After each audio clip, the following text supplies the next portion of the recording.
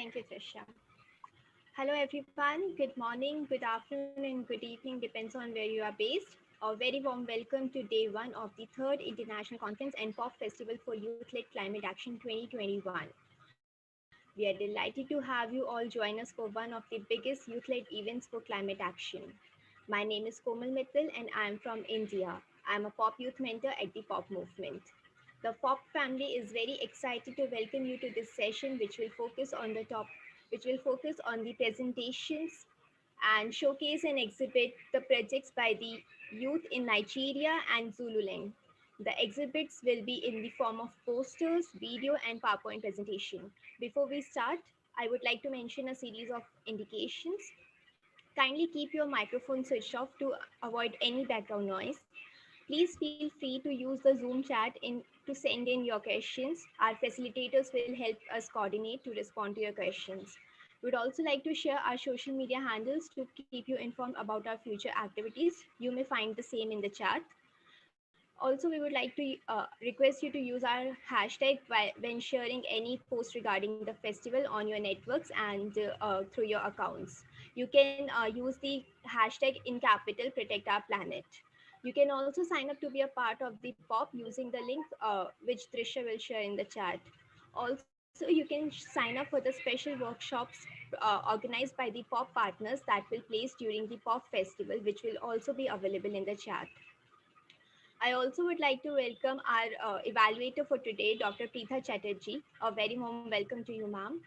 We now begin the session with the presentations. Over to you, Sam. Okay, so good day, everybody, and hope we are all having a good and wonderful time. And then today we are starting our presentation, and then I would like to read the presentation format. Please just hold on. Kumar, I'm trying to access the document. I don't know if you could help read out the presentation format for me, please. I'll announce the first one and then I'll share it with you.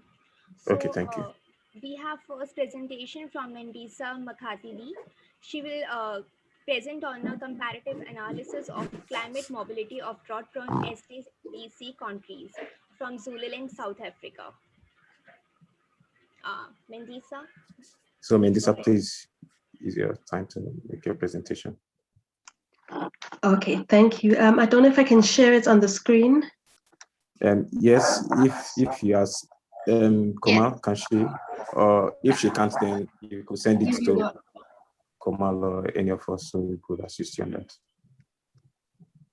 Okay. Yeah, can you try now? Okay. Let me just see. All right. Okay, there we go. Okay.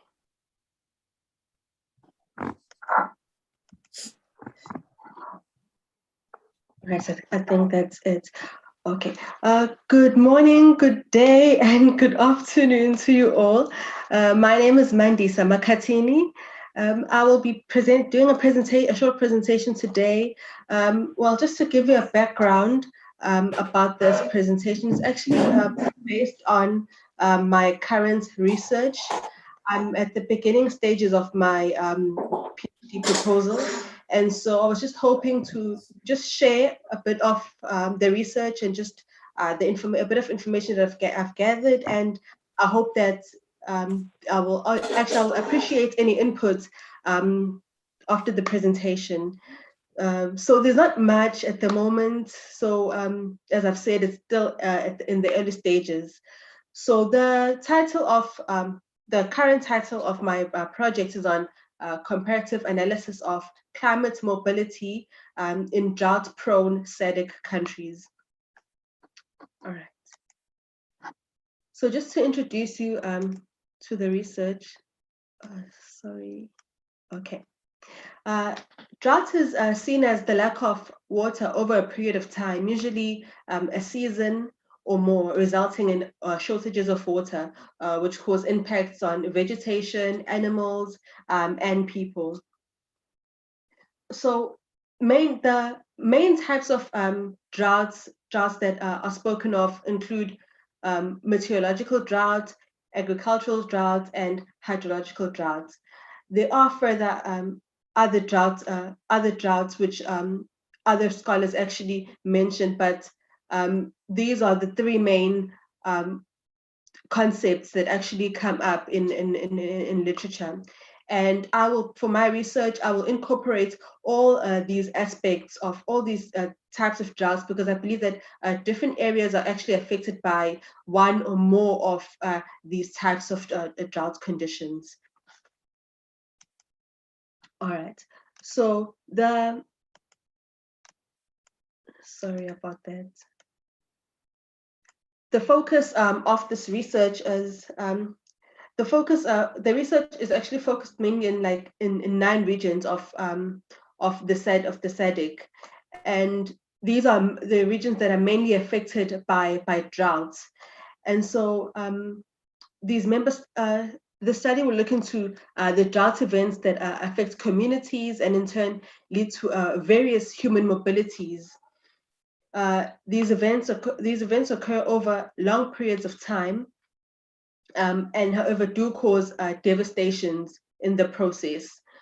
So unlike sudden events such as floods, droughts actually occur over time, and the impacts of droughts are actually felt like years or months after the drought has occurred. These impact on agriculture, livestock, and other natural resources which humans depend on. All right. So just to give a global context of climate mobility and influence, recent studies have shown that environmental change has been a contributing factor in the internal and cross-border displacements of many individuals and families. The various forms of human mobility which can be linked to environmental effects include migration, displacement, and planned relocation. The intensity as well as impact of droughts, however, vary across regions.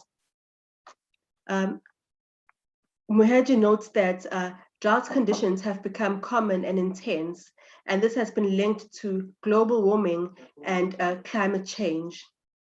The changing climate has resulted in an increase of global temperatures, which have been seen to intensify drought events.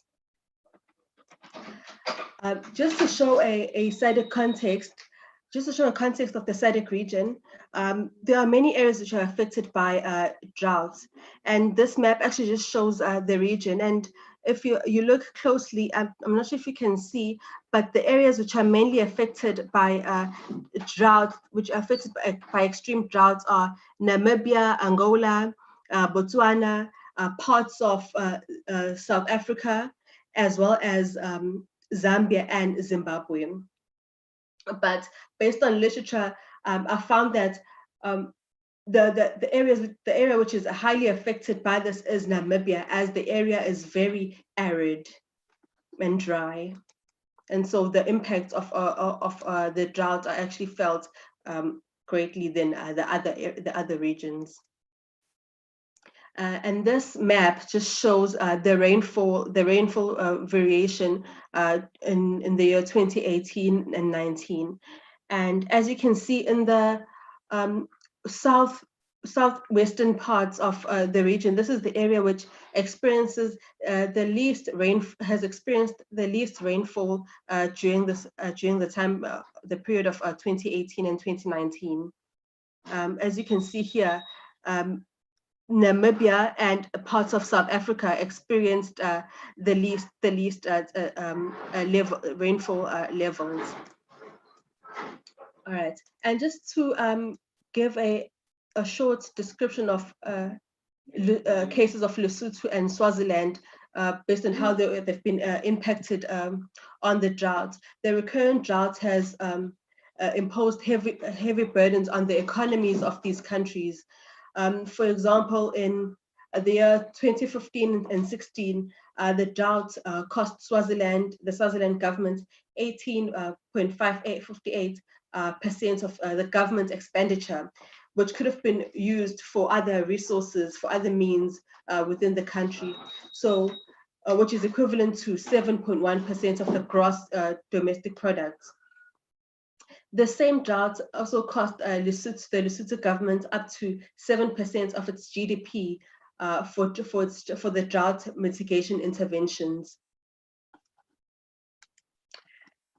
So moving forward, with my research, I hope to just get the experiences and the dynamics which have been faced by climate migrants, and just to find the motives, the other motives and influences of their movements, and what triggers them to leave, has triggered them to leave their home countries. So, because we know that droughts also affect so the socio-economic aspects, it can also lead to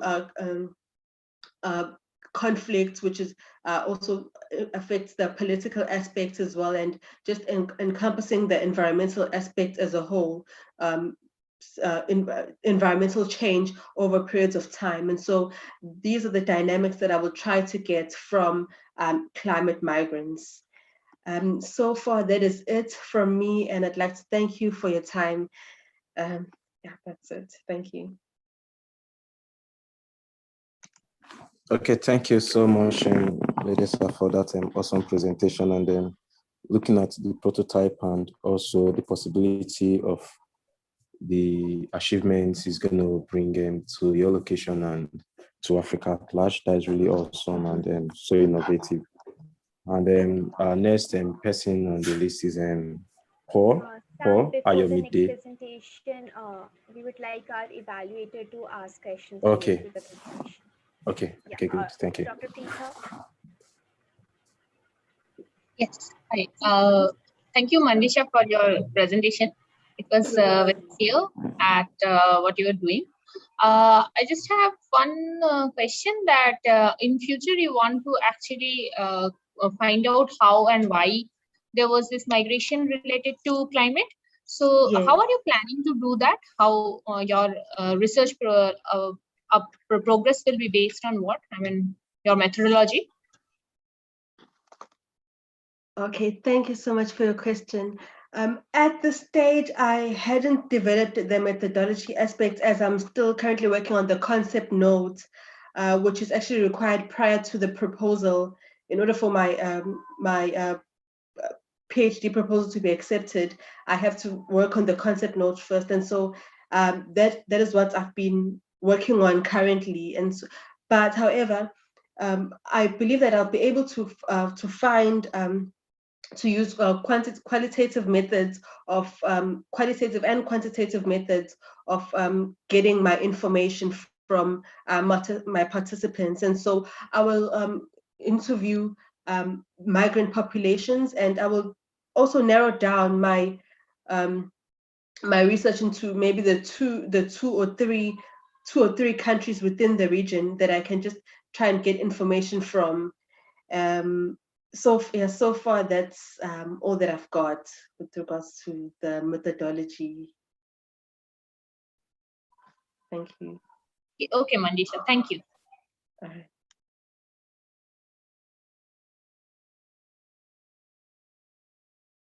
Okay, do you have any comment from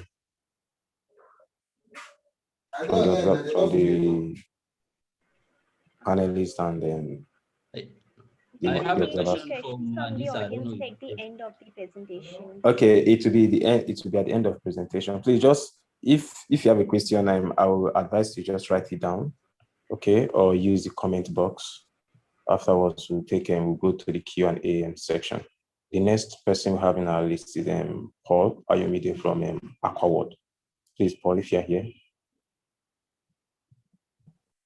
Good morning, everyone. Good morning, Paul. Environmental day to everyone. I feel it's my pleasure being here.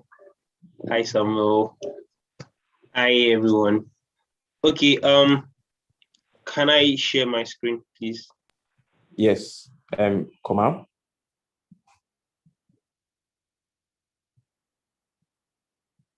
You've gotten access, Paul. Can you check? Okay. I think I do now. Okay.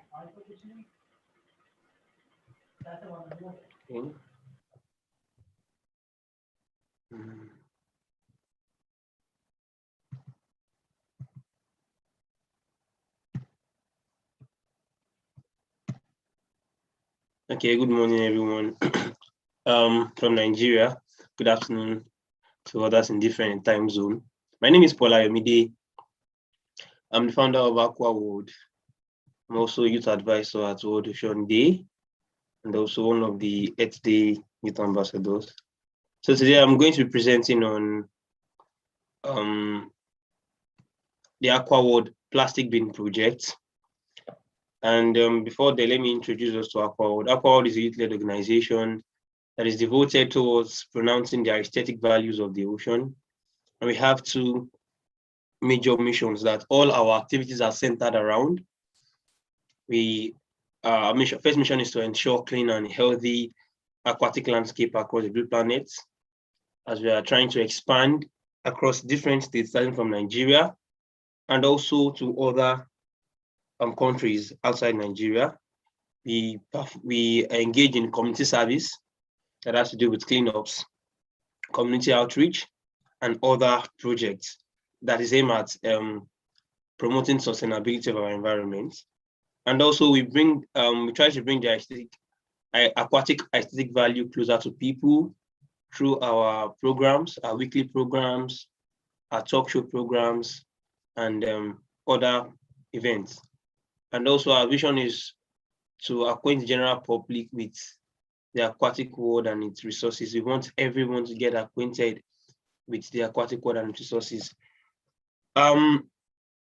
Last year, we did a brief survey in some coastal states across the southwestern states in Nigeria, Lagos, Ogun State,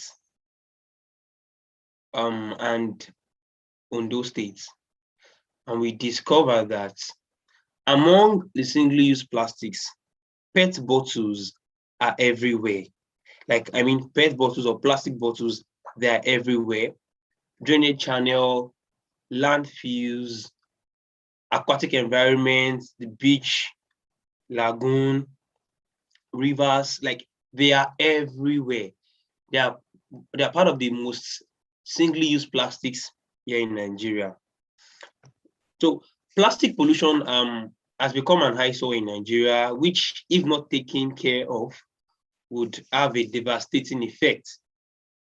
And we discovered that, majority of people in these states, Lagos, even not only Lagos, but where we did our surveys, they tend to dispose plastic bottles after just single use. On the street, you'd see plastic bottles littering around. Drainage channels have been blocked by PET bottles. And recently, late last year and early this year, there was flooding in Lagos and Ogun State, and this just exposed, tons of plastics that were littering in drainage channels. So the flood brought them out, and people were like, so we have something else. This is an example. This is a neighborhood in Zululand in Lagos. After a flood, that this came up across the streets. We have so many videos that went viral.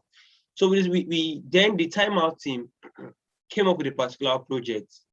How can we solve the menace of PET bottles littering across the streets?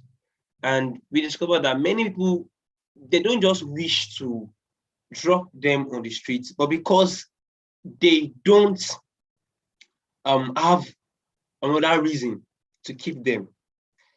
So during some of our discussion on our community outreach, they were like, if they have a container to drop them, they would release them instead of dropping them on the street. So we decided to come up with a particular project that is made of PET bottle. That is the plastic bin project. So now, about the plastic bin project, that's to do with conversion of waste to wealth. Many people see PET bottles as waste, but there's nothing as plastic waste because we know that plastics are here to stay. They are here for as long as many of us will be. And when we leave, plastics will be here. So to tackle the maintenance of PET bottles, Aquaworld team, we planned, that was last year on this project, and we divided them into different procedures and different stages. We did a survey to discover or note areas that are fast becoming plastic dump sites. So we started here in Akure in Ondo State. We discovered few locations in Akure and also in Ondo town in Ondo State.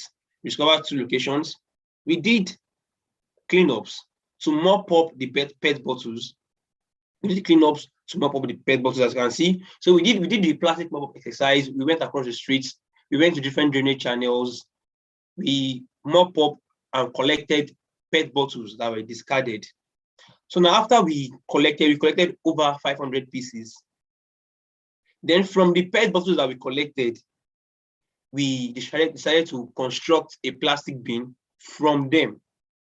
So from those ones that we collected, we used about 100 plastic bottles, as you can see the procedure, to construct this plastic bin. We wanted it to be something that would tell people about the product. Like looking at this, you know, this is quite different from the usual recycling bin. So all we did was constructed a framework for the bottle, and we attached the plastic bottles with ropes. So we attach them to the frame, and we have the plastic bin. We've constructed 2 prototypes, which are currently passing durability tests. So, and we hope to do more of this as time goes on, as we keep as we have access to more funds. And these are our recent and also our projected impact. As you can see on the left-hand side where my arrow is, this is a particular drainage channel that we took care of. Maybe if time permitting, I would show you how it was before we started the cleanup. So, and also we intend to, over time also, to place our it's a multi-purpose plastic bin that can be used anywhere. As you can see in the previous picture, the bin can be used anywhere, can be used at home, in different places, but initially, our plan is to place them at strategic locations, at T-junctions, at the streets, for people to just drop plastics in them. Any plastic, either PET bottle or other plastic materials, because we'll be submitting other plastic materials to recyclers, because we work with a particular recycling company here in Akure.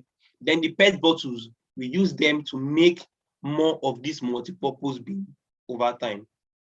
Thank you. Wow, this is really awesome. Thank you, Ayo, for that wonderful presentation. I can really relate when it comes to plastic pollution in Nigeria, because I'm also in Nigeria. And then coming up with a prototype that is able to tackle that is really awesome. And then seeing how sustainable it is, that because I keep on wondering in my head, if we recycle plastic often, especially for people that are into the local recycling, they are tackling tons of plastic, but how about the tons of carbon that they are going to emit? How are they going to do about it? So thank you so much. And I also leave the floor open to our evaluators for their questions and also comments. Thank you. Yes, thank you for your nice presentation. And a couple of questions actually. So the bin that you are planning to, means that you have made, it can be used for liquid waste as well? Paul, please. Sorry, I did not get that. Can you recap? Yeah. So the bin that you have made, it how do you plan to make it usable for liquid waste? Okay, Paul. She's asking, the bin you've made, is it can it be used for liquid waste as well? No. They are only for solid waste, and not just any solid waste. plastics because during our survey, we discovered that liquid waste, they have pathways, like treated or not treated. Now, I would just be, some are treated, some are not treated, but they have pathways in drainage channels. And we know that liquids will always find their ways wherever they meet themselves. But plastics, they damage the drainage channel. They don't have pathways. So this project is not designed for liquid waste as of now. I want to design for liquid waste because during the method of fabrication, we don't need what will I use? Sophisticated tool, something that we can fabricate within a day. So for now, we don't. The project is not aimed towards collecting liquid waste. I don't know if I've answered your question. Yeah. So another question. I mean, how do you plan to? Let's say you are given the project for a startup or something. How do you plan to do the logistics of it? I mean, collecting the PET bottles. What would be your plan for that? Okay, I don't know if I get you well. We are asking if we have a plan for mass production, right? Yes. Yes, of course we do. We've done a market survey, and we have the cost of all the equipment that would need for mass production, starting from at least 100 pieces, because we met with the fabricator for the iron frame, and we know what we need for each mass production. Yes, we have a plan for that already. Okay, perfect. Thank you. Thank you. Okay, thank you so much, Ayo, for that wonderful presentation, and also for the previous presenter. Our next presenter is Gerald Imu. He's going to be making a presentation on innovative use of social media as tool for effective climate, EarthDay Nigeria. Gerald, please. Gerald, do you want me to share your presentation? My face. Koma, please, can you come again? Yeah. Gerald, do you want me to share my screen for the presentation?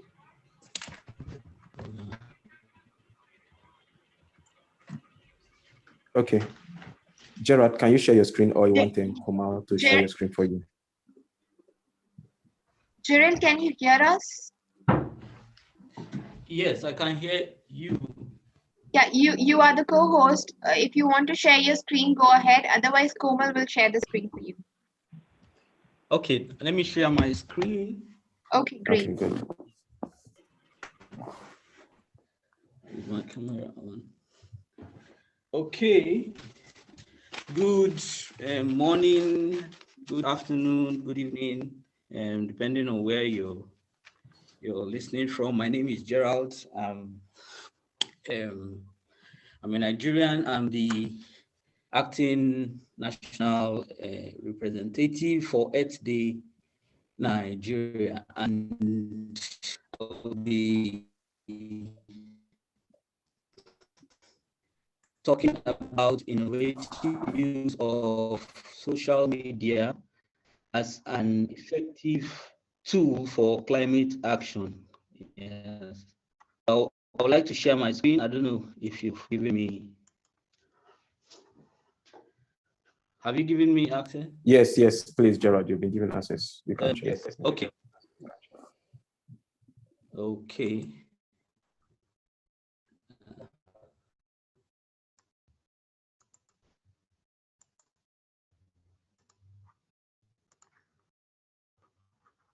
Okay.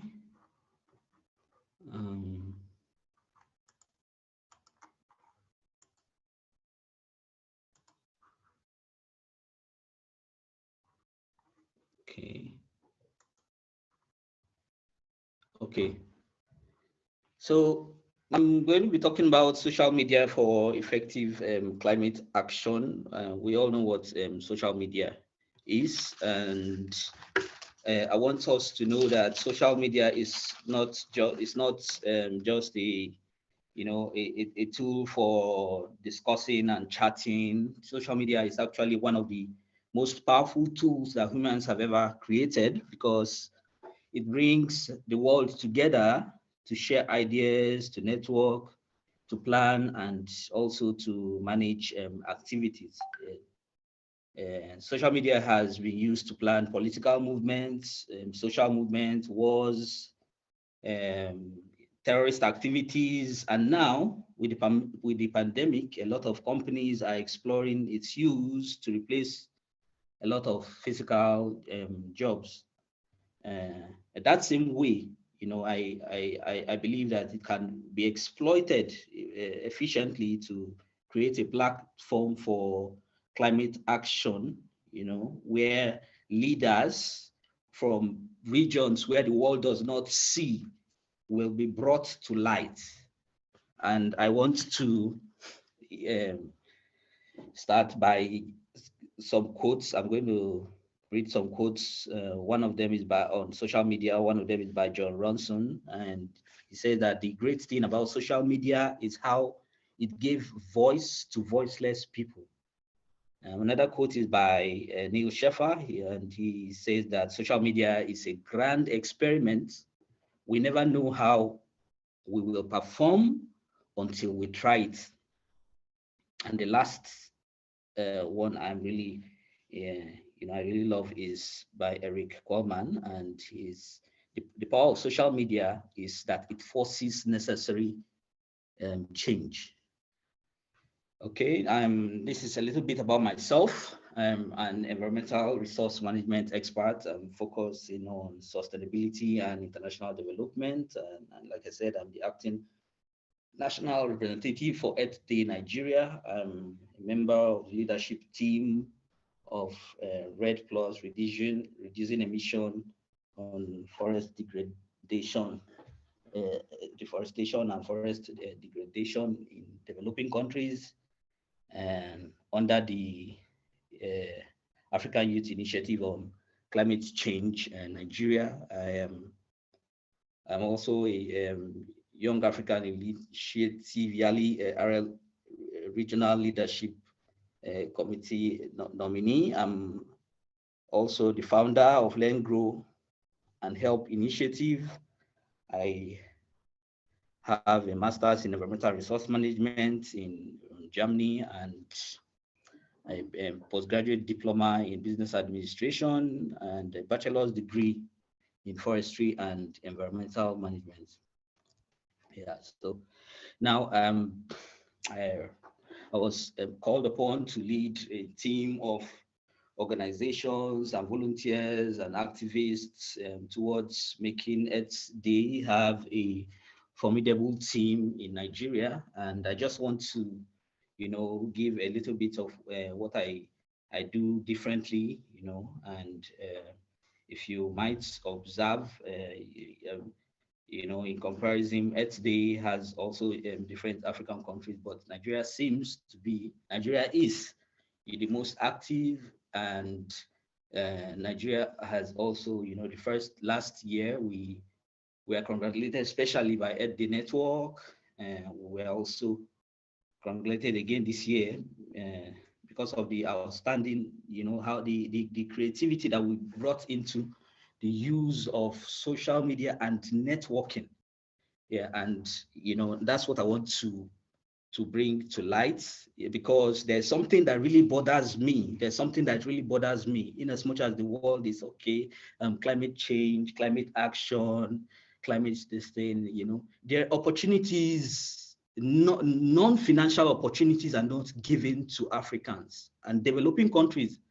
They need to be, I mean, research the same way, the same way that research is being supported in developed countries. You know, researchers are being supported, innovations are being supported, creativity is being supported. That has to come down to the countries that are being hit hardest by climate change, and that is not being done. That is not being done. The same kind of support that leaders, advocacy leaders like Greta Thunberg was given to bring out that, the enthusiasm in advocacy, that also needs to be done for climate action, for people that are things on the ground, people that are trying to solve these problems in countries that are at the being hit hardest, like countries that are, like Nigeria. Nigeria is, if the climate change is just fire, Nigeria is inside the fire already of climate change. And so what I decided to do was to, in my own way, try to bring out organizations, advocates, and anyone that's really interested in being a leader, a climate leader, and bringing the person to the global arena. And let's see how if ever CNN will ever be able to capture some of us, capture with interest, if support will ever be given to some leaders that are doing things on the ground, like someone like, okay, let me just, a presentation that was just done, Paul Ayomide. I mean, that is passion, he's shown passion, but then there needs to be support. There needs to be, there's innovation. How about the training? The same things that are being done for the, countries that are not even being affected, really. So we need that to be, we need that form of leadership to be brought down to developing countries. We need that whatever it is that has made entrepreneurship on climate change in developing countries to become, an in thing. That whatever it was done, those things should also be done in developing countries. So, in my little way, I just, something I've been really passionate about. I just felt that, okay, whoever I can see, I actually do a kind of marketing online. I'm always searching for people that are doing unique things, and that's one of the reasons why EarthDay, our network, has quite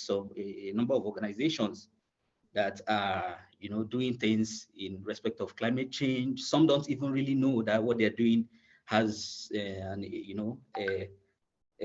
some climate some attributes to climate change, and solutions that there are solutions. There are small solutions. So that's what we do differently. And then I try to create an atmosphere for a very extensive networking. EarthDay, okay, EarthDay on its own. Let me just talk a little bit about EarthDay. Is an annual event on April 22nd to demonstrate support for environmental protection, and it was first held on April 21st, 1970.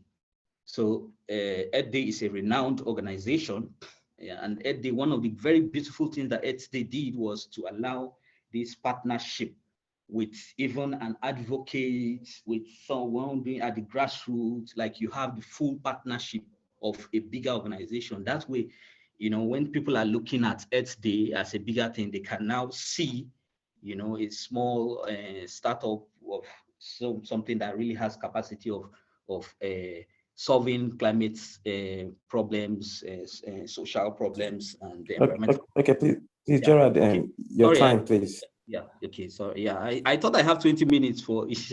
Okay, now the objectives of the, the objective was to ensure sustainability. Like my objectives of the leadership is, to ensure sustainability in environmental initiatives, to also, to mobilize volunteers, environmental advocates and organizations, for networking, for better visibility, and also traceability.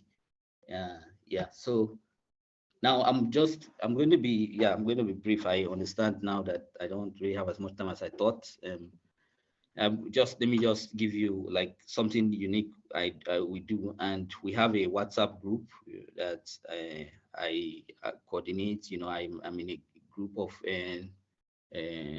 where we have a lot of environmental organizations. We have some doctors, we have some researchers, we have a lot of people that are environmentalists, and what I decided, to do or in this group is to make this place like a physical room where all the special identified partners are, and then it's also like an inspiration center. It's also a center for learning and planning of activities. It's also a center where we have interpersonal communication, and also we share and exchange information on opportunities and events. And it's also a platform where we learn, because I try to share, on where I cannot physically talk. I look for YouTube videos on specific topics that relate to solving problems, and I also post there, and I have been seeing a lot of, people are getting informed better.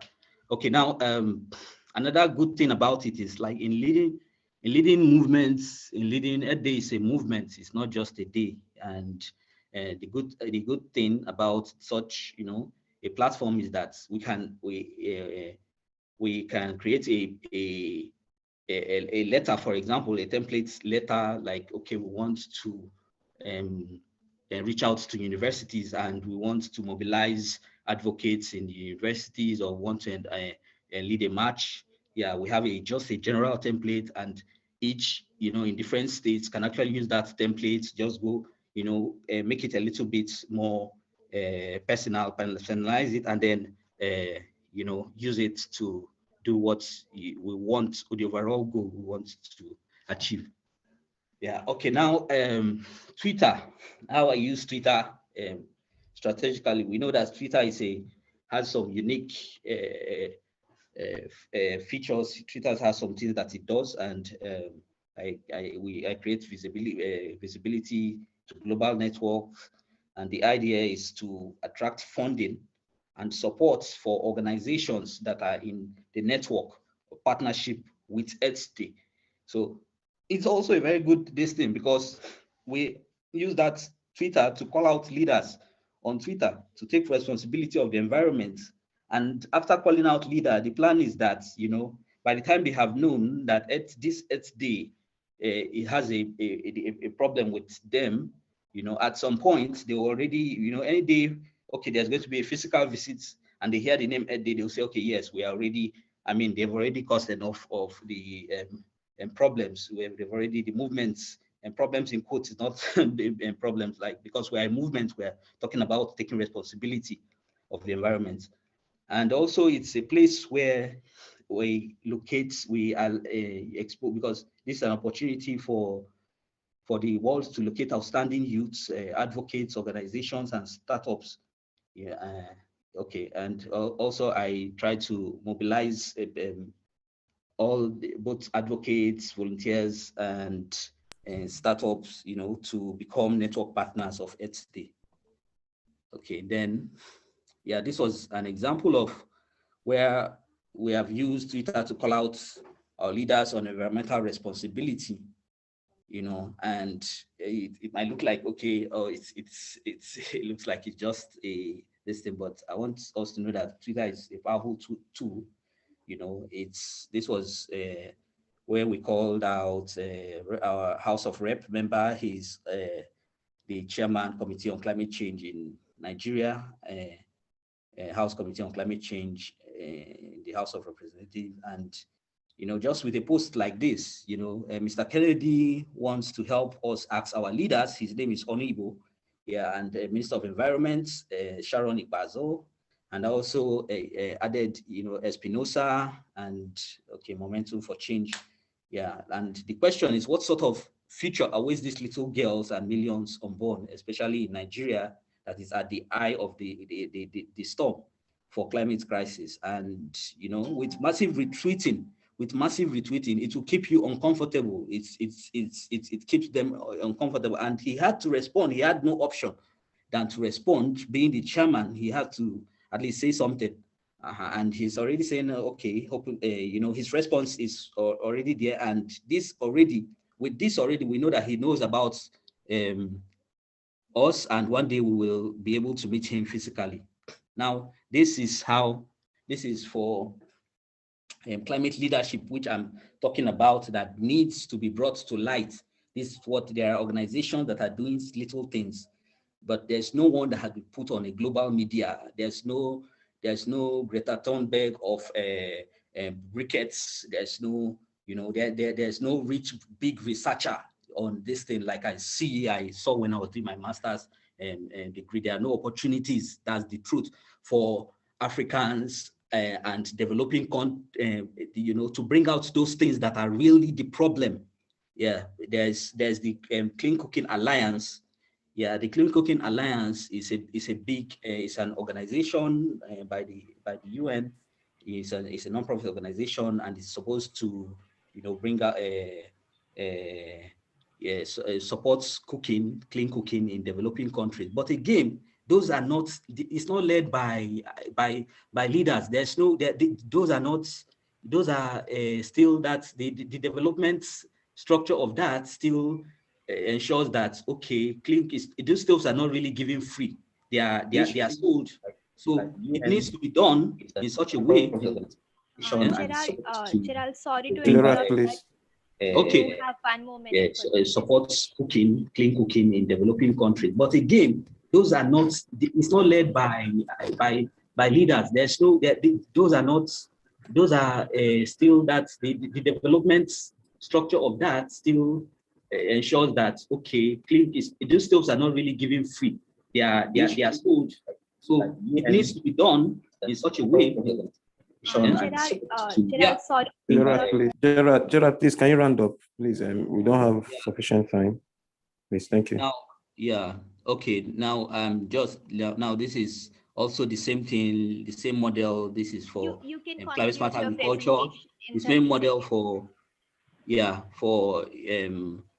activists, and the same model for tree planters, and through visibility we were able to, one organization was able to attract a tree planting grants organization, and the project has actually been delivered. So it's an effective thing. What we are doing is quite effective. And also now Zoom, we use Zoom for a lot of interactions, and it has been really helpful to bring us to light. It has been really helpful. Yeah, we also mobilize matches. And this was last year. And so my conclusion and recommendation is that I think that the impact of this innovative way of coordinating climate action and amplifying voices is far-reaching. And my recommendation is that brought to a model, it could be a model for coordinating action on ground for developing countries. Thank you.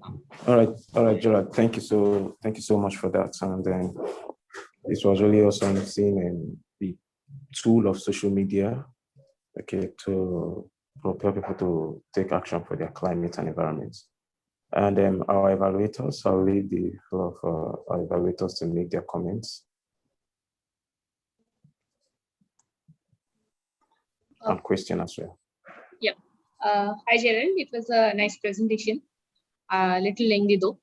Gerald, a quick question. For any person who is on social media, what is the stipulated time for that person to actually make an impact on climate-related actions? Okay, stipulated time for you. If I understand what the question, there's no real stipulated time. It's about continuing whatever you're doing. You just start from somewhere and make sure that it aligns with its social, environmental, and economic qualities. It's sustainable. No. Yeah, sorry to interrupt you, Gerald. What I meant is, according to your research, what do you think it would take a normal person to actually make an impact on social media about climate actions? Okay, yeah. A normal person can just continue being active. What you're doing on ground, actually make it to be visible. Try to help make it to be visible. But there are people that are doing that, but it's not as far-reaching. Yeah, so we still need that support. We need that support of big organizations to help bring those distance. So it's not as far-reaching. You do and post on. Yeah. Thanks. Okay, so thank you so much. And then I would like to open the floor for a few questions, just 2 minutes. Whoever has a question, you could just raise up your hand so we could identify you. For the 3 presentations, any questions for just 2 minutes? Gerald, can you stop sharing your screen, please? Okay. So who has a question? Anybody? Koma, can you help me check the participant box if there's any question? I sent something in the chat. Okay, let me get that.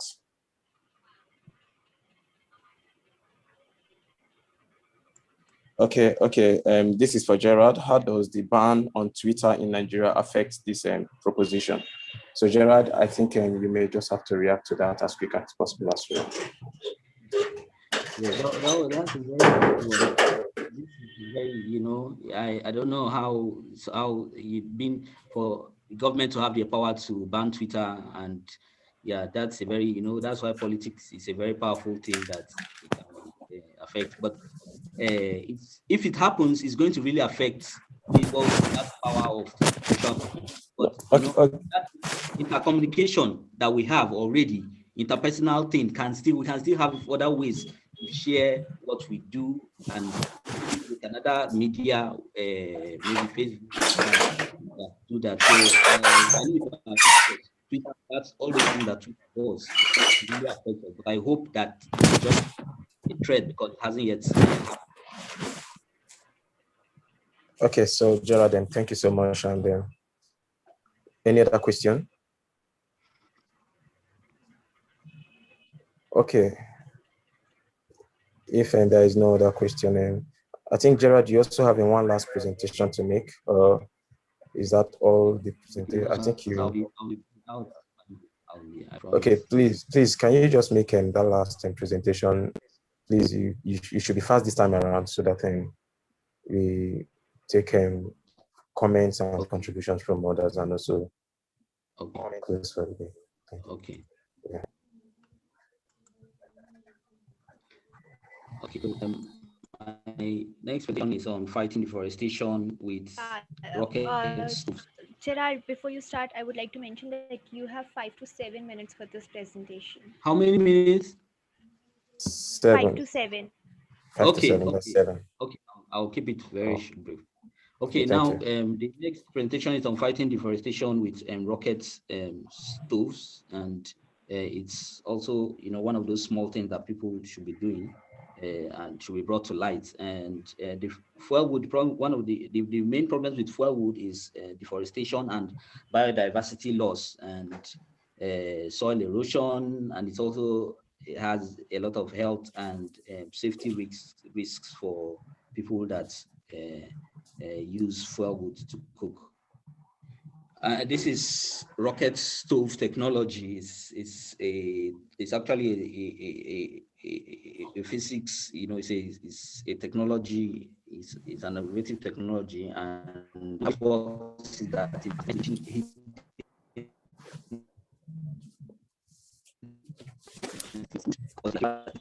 it's very insulative. Yes, it means that the fire, the heat in the middle, it's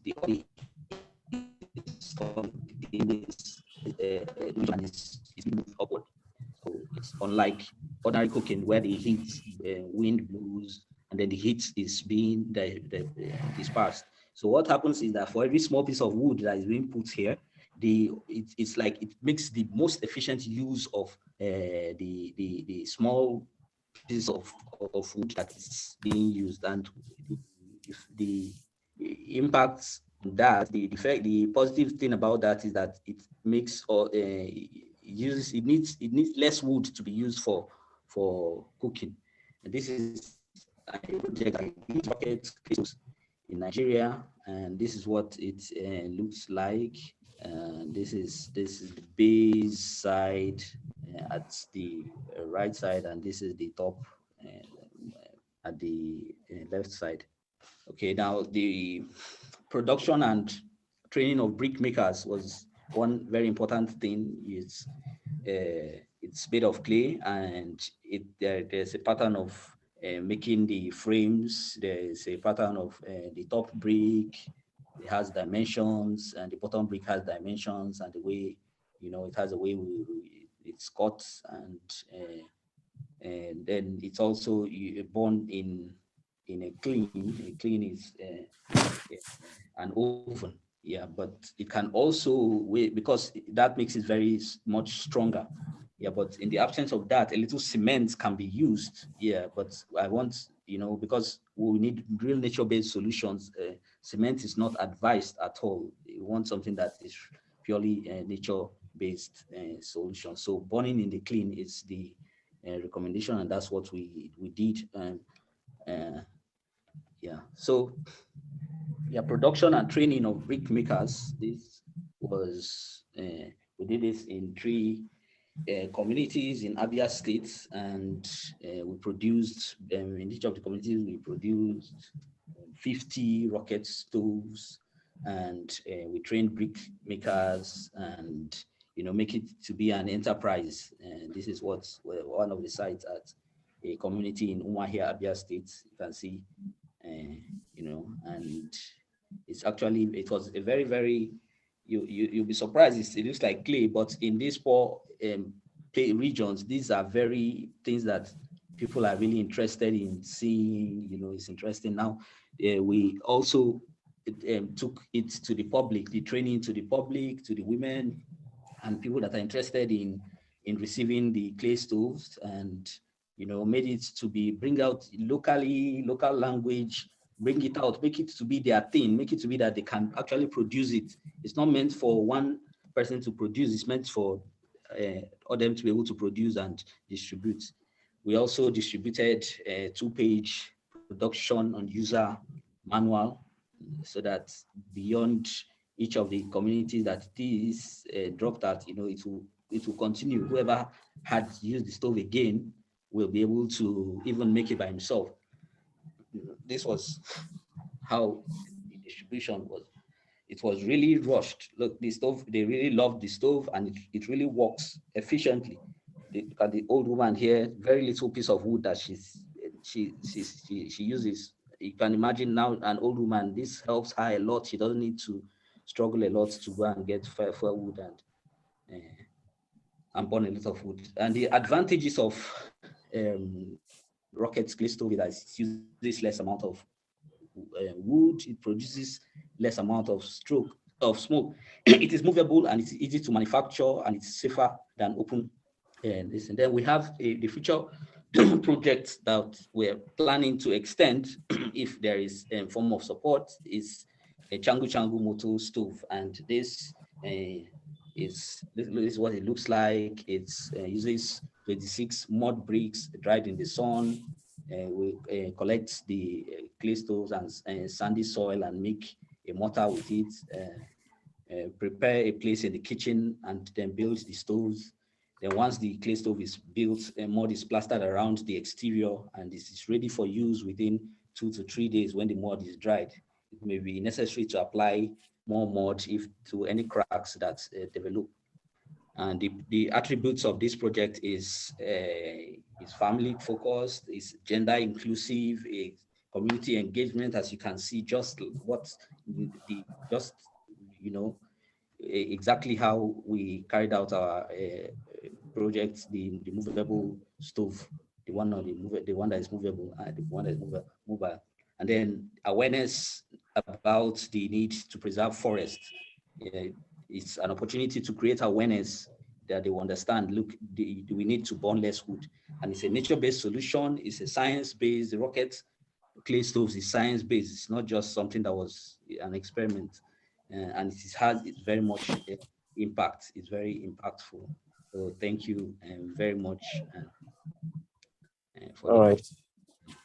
All right, Gerald, and thank you so much for that awesome presentation. And well, there is a whole lot of concerns for me personally, but before we go into that, I will open the floor for our evaluators as well to make the evaluations and questions, contributions, and while we take final questions from the participants.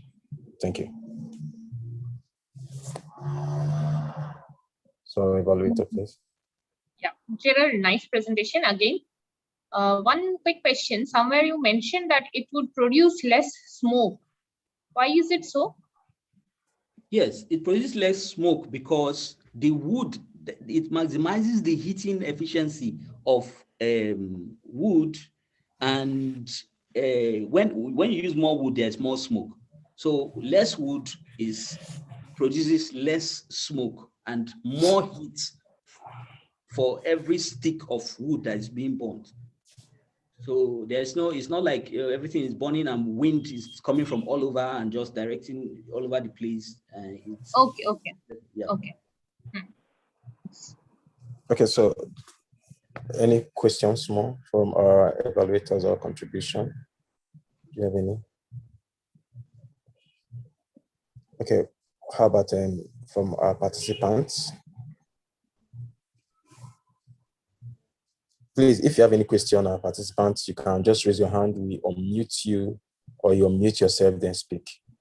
We don't have much time left. It will be awesome. We do this as fast as possible, please. Thank you.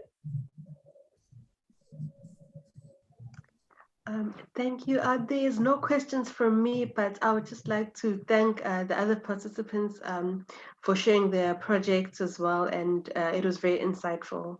Thank you. Okay, thank you so much. And then, yes, so, Mida, thank you. So, any more contribution question? Okay, from my own end, I think I have a question. Sorry, Kumar, I have a question, and then for the three participants, actually. So first, to the first participants, my question is how effective this project will be if initiated in their locations, and then also their target populations, because that is really one thing about carrying out this project. Who are your target audience? Because you don't just carry out a project. And, while I was covering a report for Climate Tracker at the Global Landscape Forum that just held 2 days ago, we spoke a whole lot of things extensively about people empowerment and not individual empowerment. So how do you make this a community project and not just your own personal project? How do you bring them on board? And then for Ayo, I really admire the project you are doing. I am not an anti-plastic, I am not an anti-plastic recycler.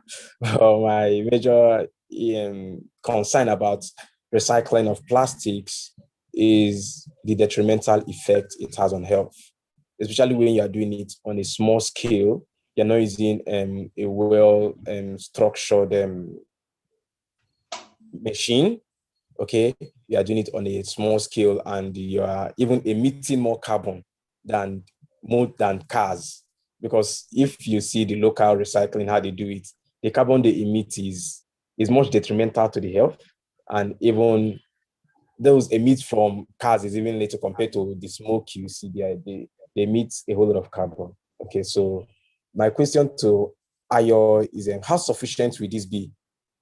Because you are using plastic to make plastic bins. Will this not lead to extra plastic pollution on our environment, especially when it rains? You know how wind can be. When the wind is strong, it could just blow and everything tears off and all that. So will this not also bring about more plastic pollution to our environment? So that is my major question, is on efficiency of your product. Okay, and is there any way you could exhaust other options on this your prototype to make it more efficient and sustainable? Okay, and then for Gerald, 2 questions. First of all, the use of social media. Okay, I am a social media expert in that regard, and I use a whole lot of social media tools to promote most of the things we are doing and most of the things we are doing currently. And then how do you use social media for good advocacy strategy? Because you cannot call for climate action on social media when there is no advocacy strategy. what is the compelling word do you often use to drive people to carry out action? And lastly, for the stove, is really awesome, but I also feel it's also have some detrimental health effects. Now, you are talking about releasing less smoke. What about the heat, the vapor? You know, these people, just like the last picture you showed where the woman was sitting beside it, you know, they're having direct interaction, direct contact with this. And this is what we are fighting about. We are talking about gender equality and then climate change, you know, when you are bringing these ladies, exposing them to this vulnerability, and they are coming in contact with it more. Yes, we've tackled the issue of high carbon emission that it generates, and also the heat wave they have in contact with this fire. But how about the vapor too that comes up? How about the heat?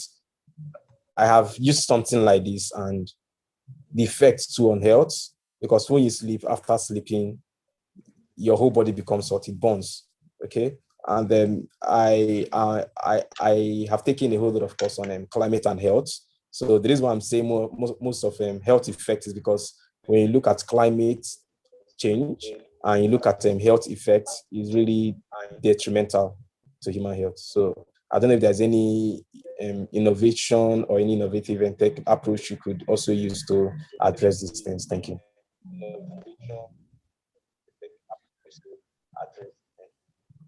Okay, for the stove, for the rocket stove is not like it's not a today innovation. It's something that reduces the amount of wood that is being used and the amount of smoke that is being produced. So you cannot stop Africans and developing countries from using fuel wood, except you make them rich. So the model of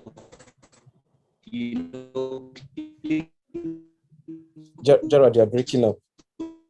You're breaking up, please.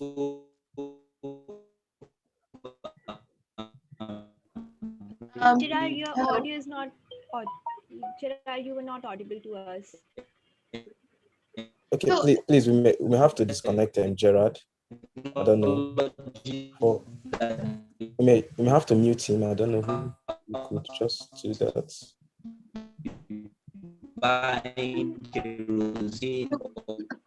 Komal, I have a question. How many presentations are we left with? So we have one more presentation. Gerald, we can't hear you. I think you have network issues. Please, can we mute Gerard while we take other answers from the presenters? Okay, so can we invite the last presenter, Komal? Yes. Because we are running out of time, and we have to complete the presentations on time. Okay, can I respond to Samuel's question? Paul, can we have the last? Can we have the question? Yeah. Please go ahead. Let's have the last presentation, please. And then we can, if time allows, then we can have the question. Thank you. Sam, we can invite the next. Okay, so for the last presentation, we have Dr. Chimeze. I don't know. I think she has been made a co-host. Yes, I'm here, Samuel. Okay, please, you may go on. Yes, I can hear you. Please go on with your presentation, please. Thank you. Thank you very much. Thank you, everyone. Good morning, good afternoon, good evening, depending on the part you are from. I'm happy that I'm being asked to present. I made a submission on reducing cooking carbon emission through the provision of improved stove for rural women in Enugu State, Nigeria. And that submission was informed by the Okay, thing we do in our own organization. Should I still continue? Please go on. Okay. So I am the executive director of an organization here in Nigeria called Equity Watch Initiative. And what we do basically is promoting gender equality and empowering women and girls. So we have as one of our objectives, environmental sustainability. And so just about 2-3 months ago, we were on a field study, on a field walk, and interacting with rural women, I realized that these women are going through a lot in the process of cooking and also in engaging in other livelihood activities. Like so many of them are involved in frying, roasting, through which they help their families to survive. And in the course of doing that, you found that they are exposed to this carbon emission that we all know is very, very detrimental to their health.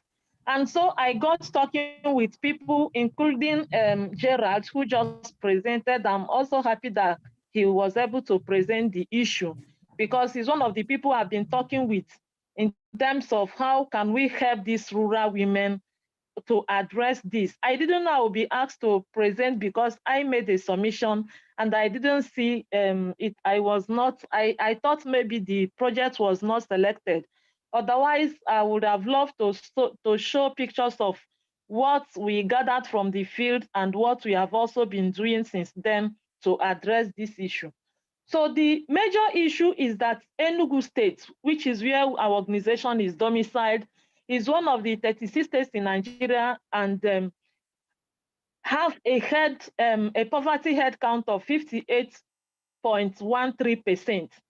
And looking at the state, you find that about 78% of the population lives in rural areas, where the only method of cooking is the traditional three-stone fire, which uses, like Gerald has already said, it uses a lot of firewood and also produces large smoke.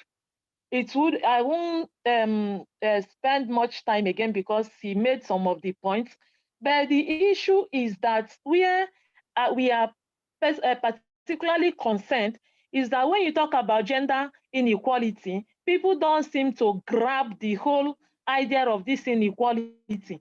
Women and girls are vulnerable to a lot of issues here in Nigeria, in Africa, because of silent issues that people don't really bother about. And one of them we found is this cooking emission, because you see that women and girls are bear the direct burden of this issue, because traditionally they are the ones that cook food, they are the ones that go to the forest to fetch firewood, and in the course of doing that, they are vulnerable to a lot of abuse and harassment, especially as we know here, there are a lot of insecurities down here in Nigeria, and these women, you know, don't have any other alternative than going to these bushes where they are usually vulnerable. And so it's a very serious issue for us as an organization, and we have been trying to look at that. And our own system is a bit unique because somebody just raised issues about, I think Samuel was the one talking about the heat. What we are trying to do that is a bit different from probably what Gerald was doing was to see if we can get, if we can incorporate an insulator in our own clay stove, because we have looked at it. If you ask these rural women not to use firewood, there is no way it will work because they cannot afford gas, they cannot afford kerosene. So the whole idea is targeted at how can they still be using firewood but in a lesser quantity? And what again can we do to control this heat? So that, because heat will also is also another issue on its own. And so what we are doing currently is to make use of sawdust, because sawdust serves as an insulator. So we incorporate sawdust in a pure clay, which we are now trying to use to see how we can use it to help to address some of this issue. So I wouldn't want to go bugging you again because of time, because some of the issues, like I said, has already been raised.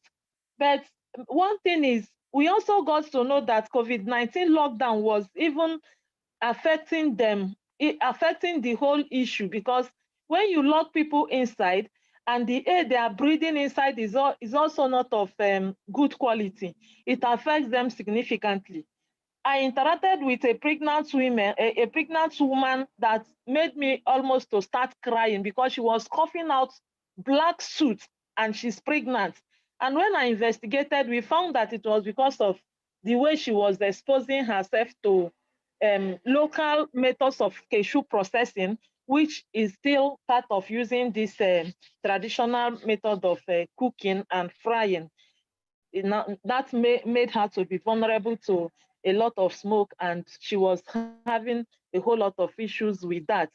Then again, you go to the rural areas, you found that majority of the women do not have any other alternative method of cooking. And so now we are trying to collaborate with engineering department here in UNN, because our organization is domiciled inside the University of Nigeria, Nsukka. So we are already consulting with some of the engineers there who are also activists to see how we can handle some of these things. We are currently experimenting with different types of improved wood stove to see the one that will be the best for because another thing is that majority of these women don't have a standard kitchen where they can even cook. So when you look at some of the clay stoves that are already on ground, you find that if the clay is not mixed with anything like cement, the thing cannot serve them for a long period of time, especially during the rainy season, because majority of them even cook outside, no kitchen. So it's a whole lot of issue, and that is what we are tackling. But I was already chatting Ash up in the WhatsApp platform because I was worried when the project was not selected. But now that is already presented, it's good that we are seeing it as an issue that also deserves attention. Thank you, Samuel, for the opportunity. Thank you, everyone.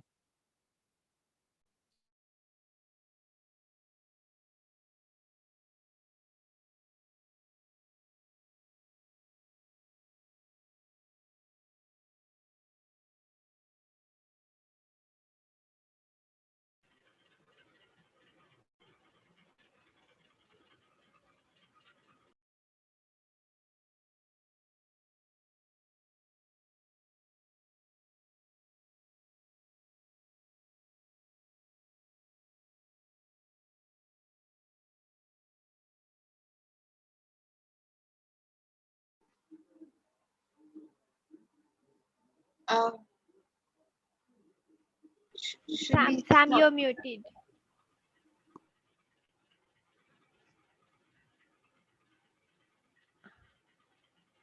Can you hear me? Yes, Komal. Yes, I can. So are we taking more questions? No, we will take the question from the evaluator and then we'll close. Okay, thank you. Yeah, Dr. Preetha. Thank you, Chimeze. It was a nice walk. It was indeed a really nice walk. I just want to know that how did you actually evaluate the feasibility of it among the local population? I mean, what was your sample size or something like that?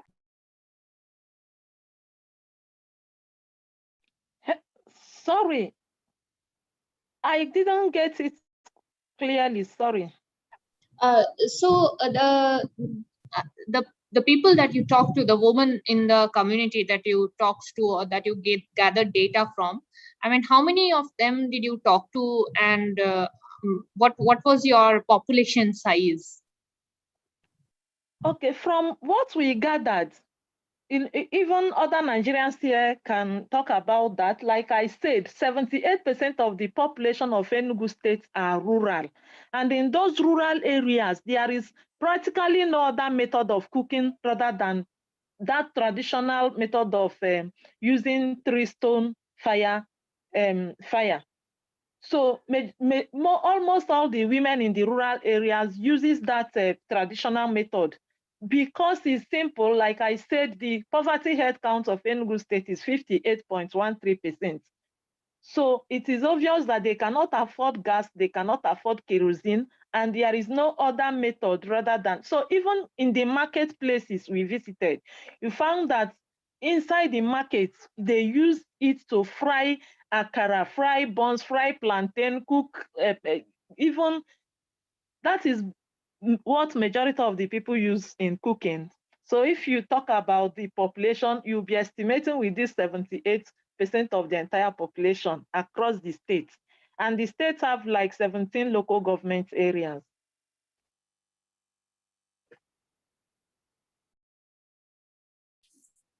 Okay, thank you.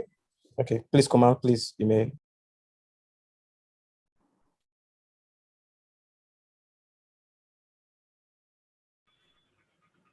Dr. Peter, do you have any other question? No, thank you.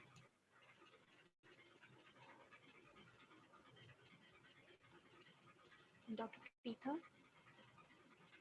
No, I don't have any more questions. Okay. Sam, do you want to take it over? Okay, so we can call this a day for not just this is not just the last section we have for today, so we are also encouraged to partake in other sections and presentations as well. So for now, from our own end, we are really thankful to all participants and all the presenters that presented their awesome and amazing projects today. It's really awesome to learn that you are doing incredible work out there to protect our planet. And then one of the things I would like to encourage us is please don't relent. No matter what happens, don't relent. Always remember that it is our responsibility to save our planet, and also we can do this, and we are unstoppable. Yes, that is the word. We are unstoppable. That is what I often say to myself. I can do it. If I can do it, we can do it, and then we are unstoppable. There's a whole lot of beautiful things in our hearts, and then with that beauty, I'm seeing it replicating in the work we are doing. So thank you for your wonderful presentations, and then thank you to our wonderful evaluators.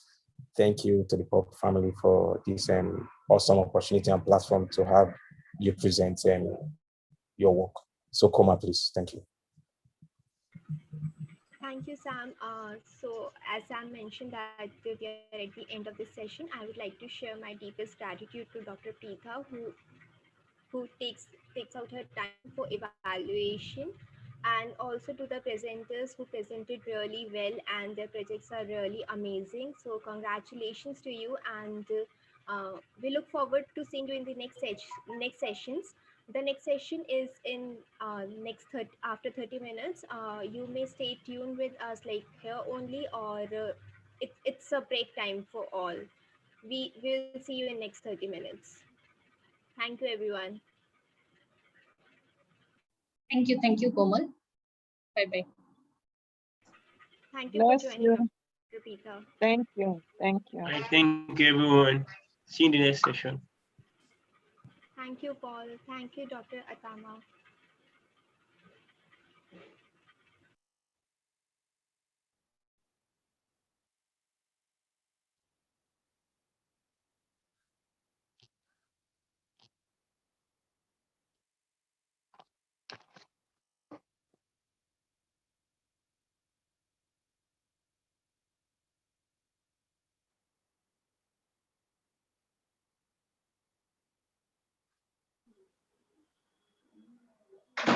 Hello, everyone. We'll be starting the next session in half an hour.